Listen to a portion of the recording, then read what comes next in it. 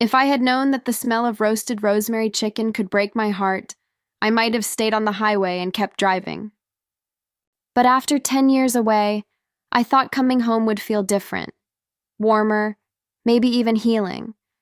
I thought the people who raised me would finally see me, not as the daughter who left, but as the woman who learned to stand on her own. My name's Clara Whitman, 35, a nurse practitioner from Portland, Oregon.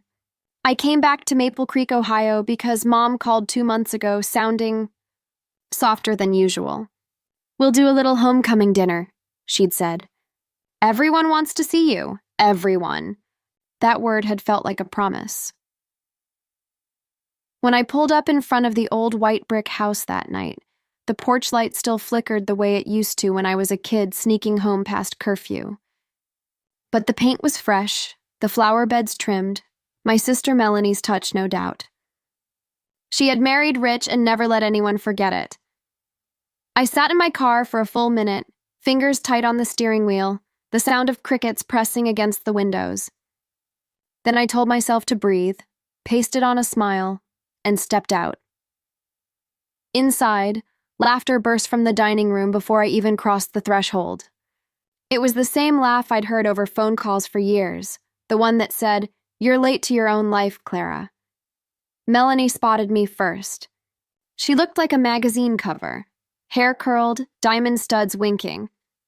"Clara," she squealed, rising from her chair like she'd been waiting hours instead of minutes. "You look tired." "Long drive," I said, forcing a laugh.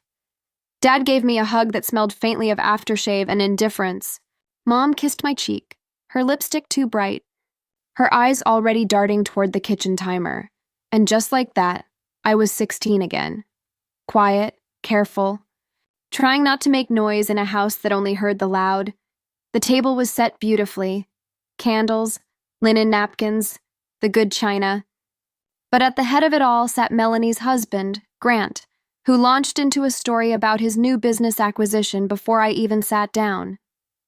I nodded, smiled, and sipped water while the conversation flowed around me like I wasn't there. Halfway through dinner, Melanie asked, "So, Clara, are you still in that little clinic?" She said little the way some people say pitiful. "It's a community practice," I replied evenly. "We've expanded, added another wing for pediatric care." "Oh," she said, blinking, clearly surprised. "That's nice." Then she looked at Grant, and they shared the kind of polite smile couples have when they're pretending to care. The rest of the evening blurred into a carousel of one-upping stories, vacations, houses, private schools for Melanie's kids. Mom laughed at every detail, proud in the way she never had been for me. When dessert came, store-bought cheesecake, I excused myself to the porch, claiming I needed air. The night was thick with the scent of lilacs and rain.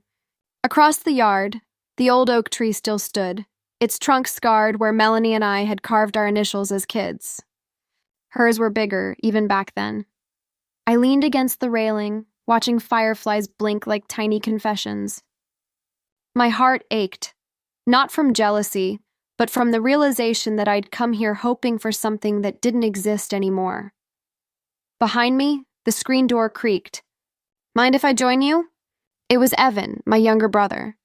He looked older, softer around the edges, but his eyes were kind. "Long night?"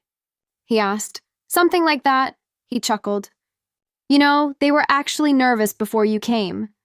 Melanie kept fussing over the seating chart. "There was a seating chart?" "Color-coded," he said, deadpan. We both laughed. For a moment, it felt like family again, but then Mom's voice cut through the air. "Clara, you're not leaving already, are you?" I turned. "Just getting some air, Mom," she frowned. "At least stay for the toast." So I went back inside. Grant raised his glass, clearing his throat. "To family," he said with that politician smile. "To old roots and new branches." Everyone clinked glasses. I lifted mine halfway. "To remembering where we came from," Melanie added, eyes on me. "Some of us tend to forget." The room went quiet. It was subtle, but everyone knew who some of us was. I felt my face warm, but instead of swallowing it like I used to, I set my glass down and said calmly, "You're right, Melanie. I did forget. I forgot how small this table feels when everyone's talking over each other." The silence stretched. Even Dad stopped chewing. Then I smiled, not cruelly, just enough. "But thank you for reminding me," and I stood up. Mom's eyes went wide. "Clara, where are you?" "I've got an early start," I said, grabbing my coat. "Thanks for dinner." No one followed me out except Evan. He caught up to me on the driveway. "You okay?" "Yeah," I said. "Actually, I am." He hesitated, then handed me a small folded napkin. Inside was a Polaroid, me, Melanie, and him as kids under the oak tree. "Figured you might want this," I smiled. "Thanks, Ev." He nodded, hands in his pockets. "You know, they don't mean half of what they say." "I know," I said. "That's the problem." The next morning, I drove back toward Portland with the windows down and the radio low. The farther I went, the lighter I felt, like every mile peeled off a layer of old expectation. By the time I hit the state line, I wasn't sad anymore. Just free. But the story didn't end there. A month later, Mom called. "Clara," she began, voice cautious. "Melanie's upset. She said you made her feel embarrassed." "Did I?" I asked softly. "Well, maybe you could apologize. You know how she is." I thought about that, how I'd spent a lifetime smoothing over her sharp edges, taking the blame for her cruelties just to keep peace. "Mom," I said, "I think I'm done apologizing for making other people uncomfortable." Silence.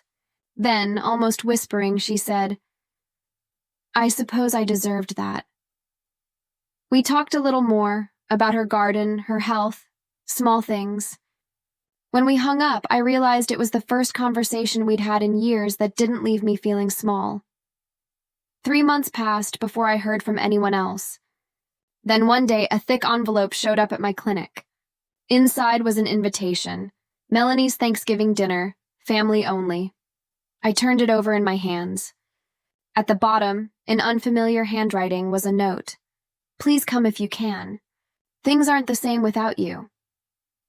Signed, Dad. For a long moment, I just stared at it. Then I smiled, folded it neatly, and placed it in my desk drawer. That Thanksgiving, I volunteered at the shelter downtown. We served meals to over 200 people, some laughing, some crying, all grateful just to be seen. When one little boy handed me a paper turkey he'd colored himself, I realized something profound. Family isn't always blood. Sometimes it's the people who show up when no one else does. Later that night, my phone buzzed with a photo from Evan, Melanie and Mom at the dinner table, an empty chair where I might have sat. His message read, "They missed you." Even Mel, I typed back, "I'm happy they did." And I meant it. The truth is, subtle justice doesn't always look like confrontation or revenge. Sometimes it's walking away so quietly that people finally notice the space you leave behind. Since that night, I've built something new, a home of my own, full of mismatched furniture, plants that thrive, and friends who laugh loudly without cutting anyone off. Sometimes I still think about that dinner, about how small I felt sitting at that beautiful table surrounded by all the wrong things. But now I see it differently. That night wasn't an ending. It was a mirror. It showed me that I didn't need to keep proving my worth to people who refused to see it. A few weeks ago, Mom sent me a text with a photo of the oak tree. The initials were still there, worn but visible. Underneath, she'd written, "Thinking of you. Miss you." I stared at it for a long time before replying, "I miss you too, Mom. Maybe we can start fresh." She answered a few minutes later, "Dinner next month? Just us?" This time, I said yes. Because growth doesn't always mean cutting ties. It means knowing which ones to mend and which to let unravel. And as I set the phone down, I realized the strangest thing of all. For the first time in my life, coming home didn't scare me. It felt like something I could finally do on my own terms. Every story reminds us a little of ourselves. If this one touched you, don't just scroll away. Hit subscribe and stay for the next story, because you never know which one might heal you.